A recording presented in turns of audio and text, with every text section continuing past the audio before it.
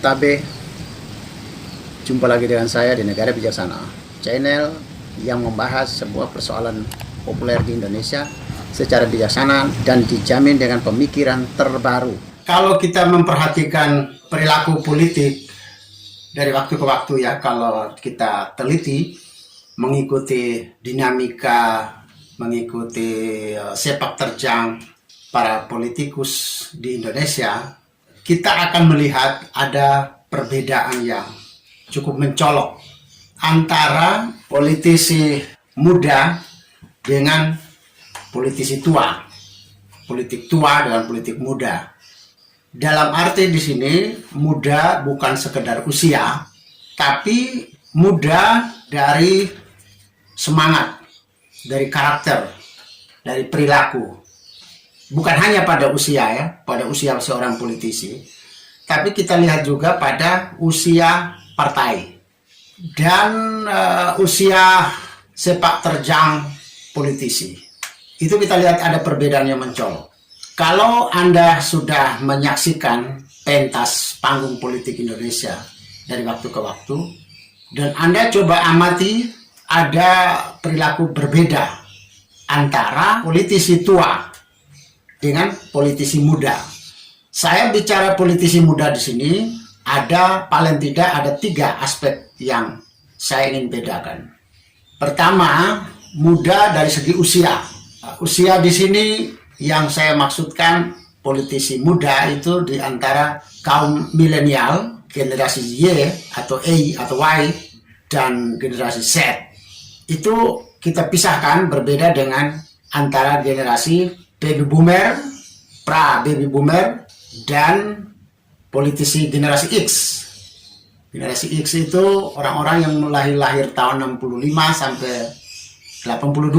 Jadi katakanlah antara mereka-mereka yang lahir pada Perang Dunia Kedua, pada Orde Lama, pada Orde Baru, sampai dengan tahun 82, itu berbeda dengan mereka-mereka yang berusia lahir mulai tahun 1983 sampai tahun 2012 ya.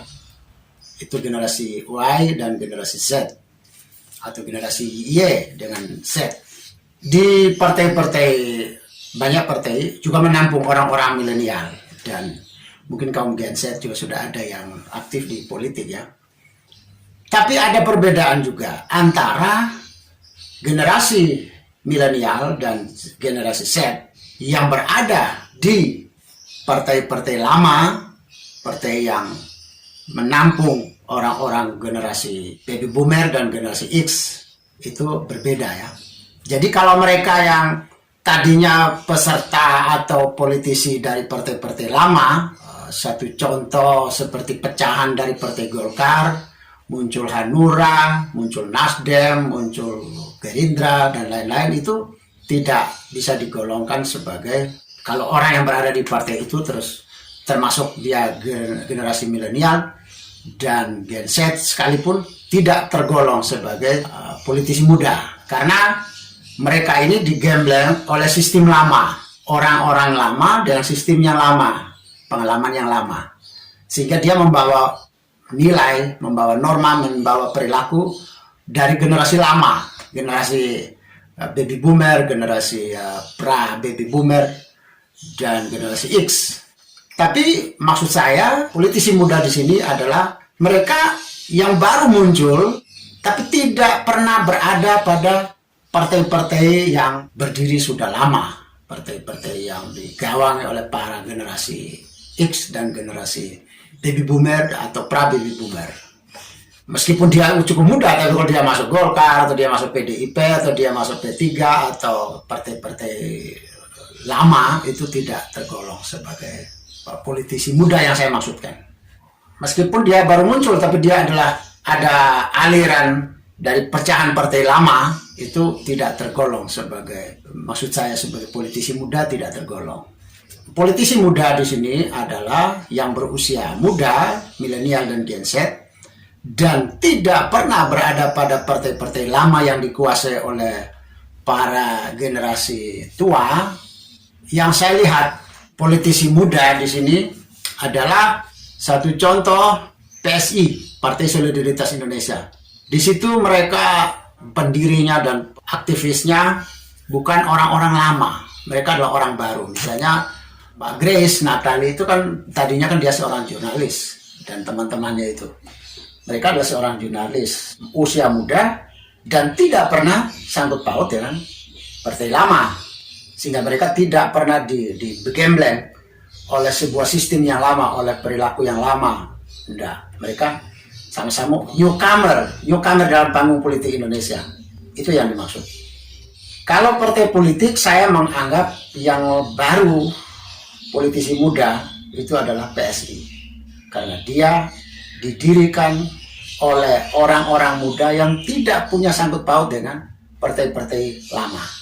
Mereka bukan sempalan dari partai lama, bukan faksi dari partai lama. Mereka benar-benar orang muda dan baru muncul dari jantung hatinya rakyat Indonesia. Dari jantung, dari habitnya rakyat Indonesia. Habitat rakyat. Itu satu. Yang kedua, kita lihat juga orang-orang muda yang berada di panggung politik non PSI, bukan dari PSI. Kita lihat salah satu contoh seperti Gibran Rakabuming Raka. Kalau saya boleh katakan, dia adalah politisi muda. Bukan usianya saja yang muda, tapi dia nyaris tidak punya gesekan yang berarti dengan PDIP sebelumnya. Karena dia muncul, dia seperti bapaknya ya, seperti Pak Jokowi. Itu kan bergabung dengan PDIP ketika mau kepentingan dengan pilkada. Selama tidak pilkada, mereka tidak pernah bergabung dengan PDIP.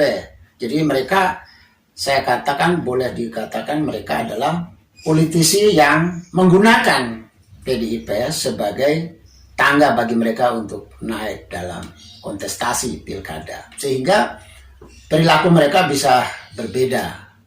Taruhlah semacam Pak Jokowi, meskipun usianya 50-an, 60-an, tapi segi perilaku boleh dibilang politisi muda. Karena dia tidak digembleng begitu matang di dalam sebuah organisasi politik, parpol, tapi dia tiba-tiba langsung diangkat untuk kepentingan sebuah kontestasi pilkada dan pilpres. Tergolong muda, Pak Jokowi.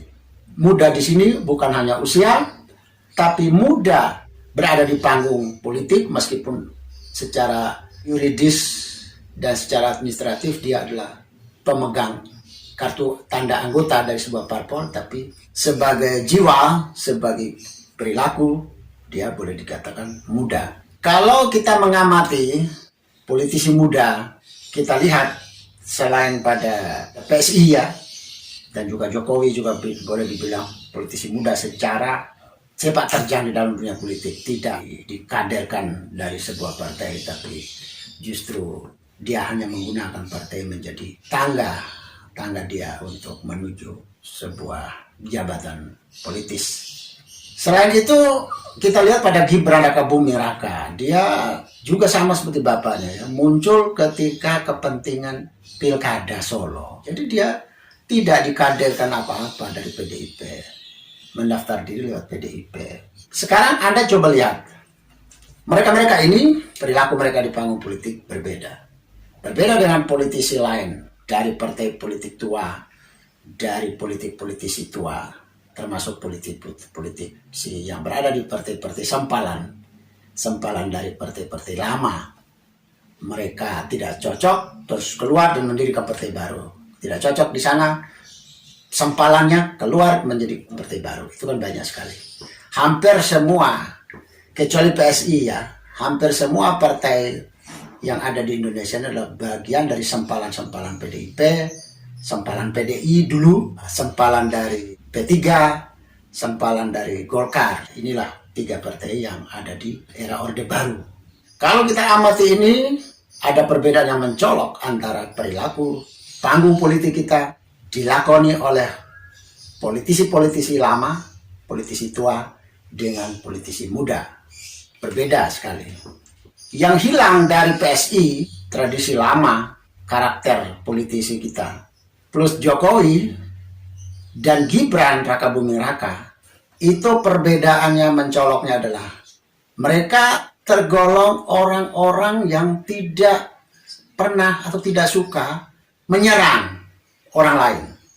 tidak suka mengutak-atik kelemahan, kekurangan orang lain, kesalahan orang lain. Tidak suka memfitnah orang lain, politisi lain atau lawannya. Tidak suka hoax pada orang lain, tidak pedulilah. Jadi mereka ini benar-benar saya lihat itu peduli pada apa yang bisa kita perjuangkan untuk mimpi rakyat Indonesia ini ke depan. Jadi orientasinya benar-benar proyeksi ke depan, visi misinya ke depan.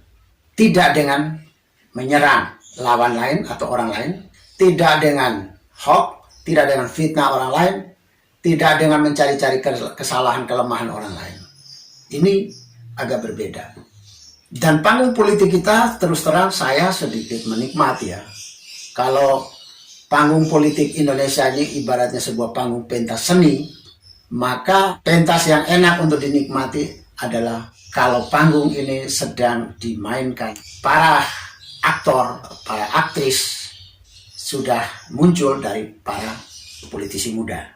Kalau muncul dari teman-teman PSI dan Pak Jokowi, juga Gibran Raka Buming Raka, maka saya lihat panggung politik kita nyaris nihil dengan serang menyerang, nihil dengan fitnah, nihil dengan hoax, nihil dengan menghitung-hitung orang lain punya salah, orang lain punya dosa.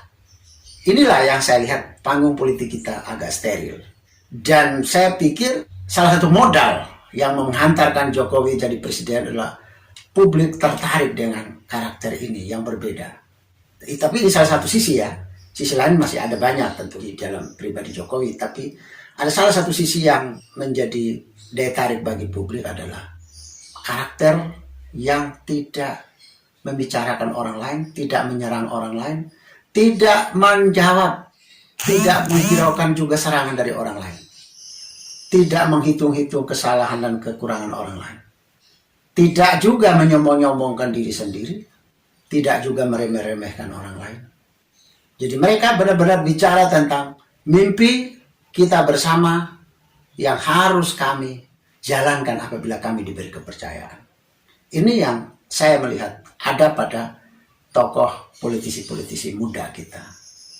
Saya ini terus terang ya, kalau saya buka televisi atau saya baca koran, atau kalau saya mau nonton podcast orang atau channel orang, kalau yang diwawancara atau diskusi itu menghadirkan politisi tua, meskipun muda, tapi kalau dia berada di partai-partai politik tua itu saya anggap dia juga politisi tua. Saya tidak tertarik untuk mau mendengarkan, mengikuti wawancara itu atau diskusi itu, saya tidak tertarik. Kalaupun saya tertarik, saya hanya tunggu saja kalau yang bicara adalah cendekiawannya, ilmuwannya yang saya masih mau percaya.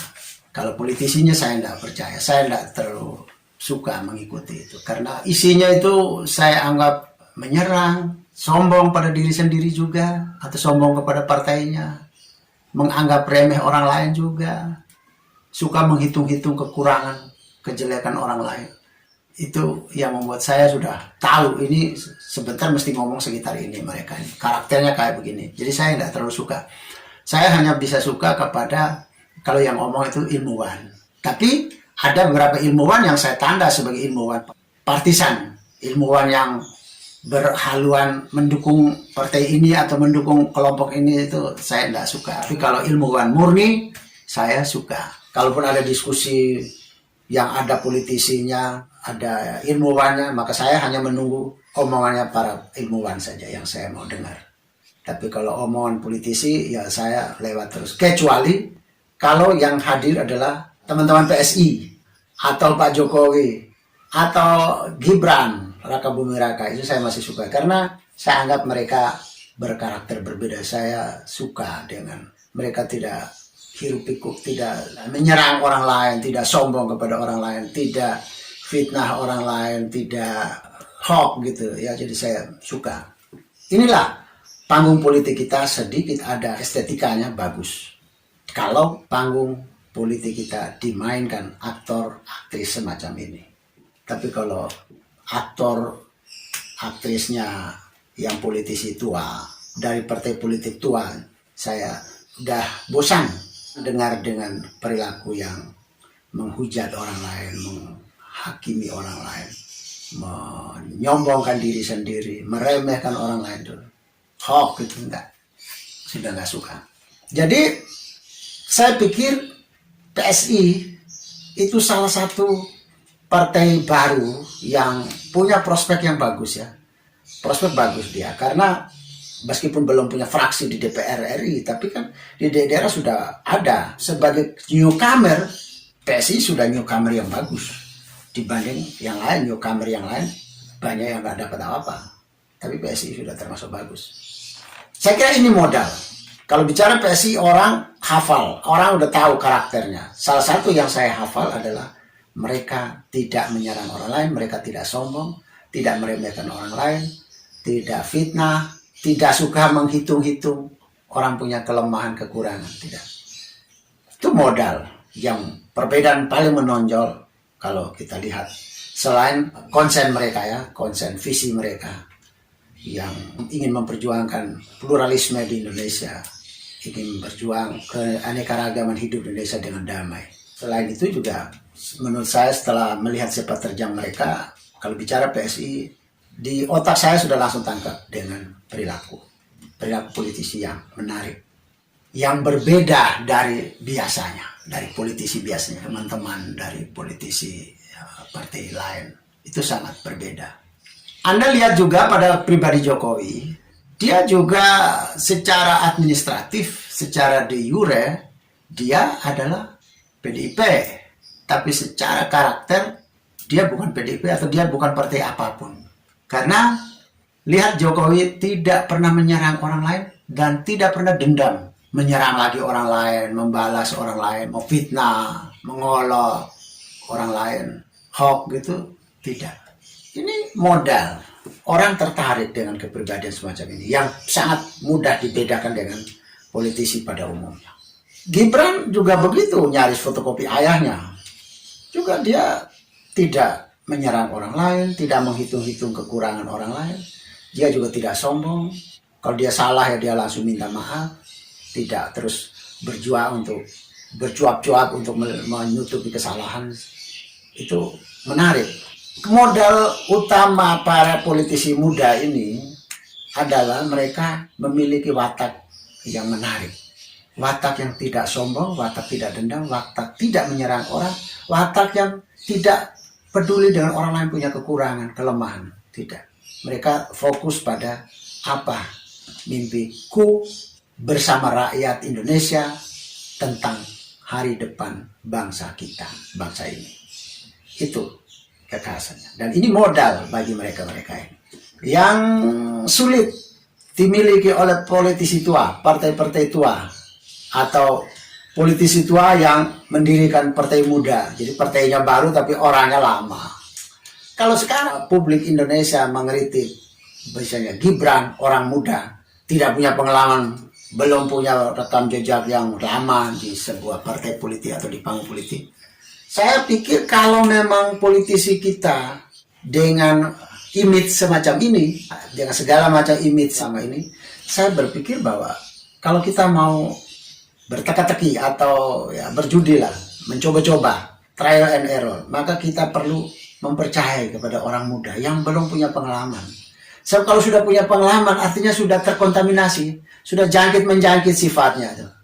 Sifat menyerang, sifat berbohong, sifat hoax, sifat mempertahankan, membela kesalahan, atau menyembunyikan kesalahan, itu nanti terkontaminasi. Maka saya berpikir, kalau di negara bijaksana, alangkah bagusnya kita harus cari orang muda, muda bukan cuma usia, tapi belum punya pengalaman dengan politik Indonesia. Sehingga dia belum terkontaminasi, belum terjangkit, belum ditular-tularkan. Dia masih baru. Sehingga dia bisa dikatakan dia jadi orang yang polos dalam dunia politik Indonesia. Kita menyambut kedatangan Gibran, saya pikir oke lah kita pesimis karena dia tidak punya belum banyak pengalaman.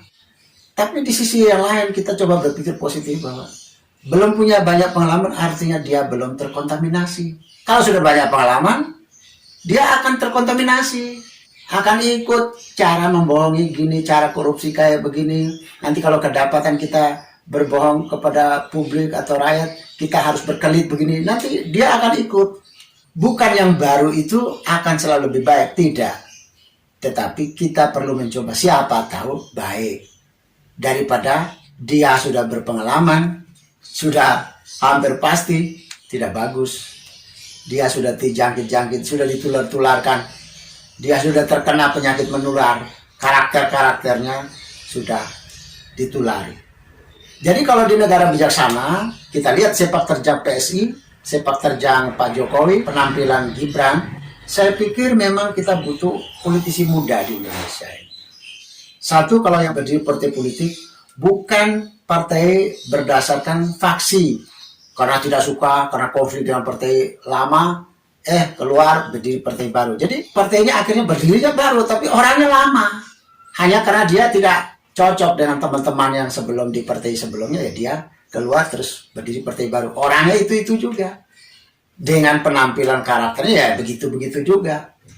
Jadi kalau di negara bijaksana, partai-partai baru didirikan oleh orang-orang baru sama sekali, belum pernah tahu politik, belum pernah masuk di partai politik, belum pernah digembleng di tempat lain, benar-benar baru mendirikan partai. Saya malah menyarankan para politisi, para newcomer, generasi milenial dan generasi Gen Z, itu lebih bagus Anda mendirikan partai baru daripada Anda nebeng di partai lama dengan Anda bertemu dan dikaderisasi oleh politisi-politisi tua seperti PSI, Grace Natali dan kawan-kawan. Mereka semua orang-orang yang tidak pernah punya pengalaman dalam dunia politik. Tiba-tiba mereka orang muda, tidak pernah berada di partai politik sebelumnya, tahu-tahu mereka munculkan partai baru dengan watak baru, perilaku baru. Menarik. Orang muda belum pernah ikut di partai manapun, mendirikan partai baru. Orang muda, generasi milenial dan generasi Gen Z, jangan lagi masuk di partai lama, tetapi dirikan partai baru. Baru Anda mengatur manajemen politik, budaya politik, partai politik Anda, watak yang baru. Itu lebih terjamin, saya kira lebih bagus untuk panggung politik kita. Bisa diharapkan panggung politik kita tidak menjadi tontonan yang buruk, tontonan yang tidak indah, secara estetika tidak bisa dinikmati, tidak sendi. Panggung politik kok jadi tempat hujatan, tempat orang sombong, tempat orang dendam, tempat orang berbohong, pentas tidak menarik. Kalau jual karcis itu penontonnya kecewa. Kalau di negara bijaksana, saran saya, generasi muda, Gen Z dan generasi milenial, jangan masuk di partai lama, tapi dirikan partai baru menurut Anda. Ikuti jejak PSI. Kalau kamu tidak mau masuk PSI, kamu mendirikan yang baru. Yang kedua, kalau tidak bisa mendirikan partai baru, harus ikut seperti cara Pak Jokowi atau cara Pak Gibran, ya, Gibran Raka Buming Raka, ya. Mereka benar-benar mengandalkan daya tarik pribadi mereka sehingga masyarakat Indonesia tertarik dengan mereka. Lalu partai politik yang ada akhirnya bertekuk lutut di depan mereka, mau mengusulkan mereka, mau mengajukan mereka jadi calonnya, meskipun mereka bukan anggota partai politik itu. Tapi partai politik dalam rangka meraih kemenangan, mereka akan cari orang-orang yang punya daya elektabilitas tinggi. Sehingga partai-partai politik yang ada, termasuk partai politik tua, Anda tidak perlu berlama-lama, tidak perlu dikaderisasi oleh partai itu, tapi Anda menumpang ambil kartu anggotanya hanya untuk mengikuti sebuah kontestasi pilkada atau pileg, pemilihan legislatif. Kalau di negara bijaksana, partai-partai politik itu partai-partai politik lama, kalau bisa harus diubah perilaku politiknya. Lihatlah, Jokowi tidak punya partai politik, tapi dia bisa terpilih 5 kali ikut pemilu di Indonesia, 5 kalinya dia menang. Itu juara sejati Pak Jokowi itu. Dan siapa yang mengusung dia? Semua partai politik. Banyak partai politik yang dipakai oleh Pak Jokowi untuk jadi tangga bagi dia untuk naik. Politisi tua di negara bijaksana harus berubah watak. Ikuti cara PSI, ikuti cara Jokowi, ikuti cara Gibran, yaitu hanya melulu berjuang bersama rakyat untuk meraih mimpi ke depan, tapi tidak dengan cara menyerang, sombong, tidak dengan hoax, tidak dengan fitnah, tidak dengan menghitung-hitung orang lain punya kekurangan, kesalahan, tapi cukup menghitung. Inilah kehebatanku, inilah Indonesia masalah kita, dan inilah mimpi kita tentang Indonesia ke depan. Saya memiliki apa sehingga saya dianggap, diyakini orang yang bisa menghantarkan Indonesia ke depan seperti ini. Itu aja. Kalau tidak mengubahnya, maka kemunculan PSI, kemunculan Jokowi, kemunculan Gibran, dan seterusnya nanti orang yang berpola, beretika politik, berperilaku politik seperti ini, maka susah politisi-politisi tua, partai-partai politik tua akan menang susah, kecuali hanya sekedar menjadi tangga untuk dinaiki oleh politisi muda. Lihat, banyak partai politik di Indonesia. Jokowi tidak punya partai politik dan bukan orang darah biru politik Indonesia, tetapi dengan modal karakter dia, maka nyaris semua partai politik menjadi tangga Pak Jokowi untuk naik. Kalau di negara bijaksana, perilaku politik Indonesia, perilaku politik di negara bijaksana harus ikuti perilaku PSI, perilaku Jokowi, perilaku Gibran Raka Buming Raka, yaitu perilaku yang tidak sombong, tidak dendam, tidak menyerang orang lain, tidak hoax, tidak fitnah. Ini yang harus diperbaiki. Ke depan hanya bertanding visi misi program, bertanding prestasi. Prestasi dalam hal mewujudkan apa yang dibicarakan di atas panggung dengan apa yang kenyataan dilakukan. Itu saja modalnya. Terima kasih. Selamat peradaban baru dalam dunia politik Indonesia, yaitu politik tanpa serangan, tanpa menghitung-hitung kesalahan dan kekurangan orang lain, tanpa memfitnah orang lain, tanpa hoax. Selamat menikmati panggung politik kita dengan indah. Jika Anda setuju dengan saya, Anda seide dengan saya, berarti kita berada pada satu perjuangan yang sama, yaitu ingin melihat Indonesia menjadi lebih baik, Indonesia menjadi negara yang bijaksana yang kita impikan. Caranya adalah dengan Anda memberi dukungan dan berpartisipasi dalam channel ini. Subscribe di bawah channel ini, bunyikan lonceng di sampingnya untuk menunjukkan Anda berlangganan secara gratis, dan ada pemberitahuan setiap kali saya mengirim edisi baru. Dan jika Anda setuju dengan ide ini, jangan lupa bagikan ke semua relasi Anda. Terima kasih.